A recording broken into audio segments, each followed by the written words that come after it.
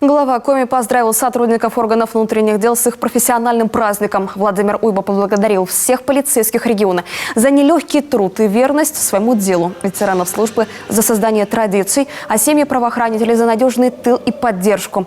Поздравил сотрудников и главный полицейский Коми Андрей Сицкий. Особо отличившиеся получили ведомственные награды. Не забыли и о тех, кто отдал свою жизнь на боевом посту.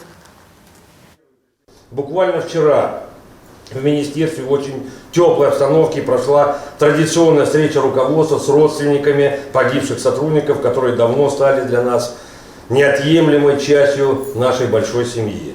И сегодня, открывая книгу памяти по республике Коми, мы отдаем дань нашим сотрудникам, которые исполнили свой долг ценой собственной жизни.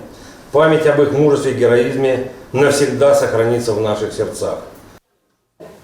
Различными наградами отметили некоторых сотрудников и других правоохранительных структур, работников СМИ и культуры, а также волонтеров отряда «Лиза Алерт».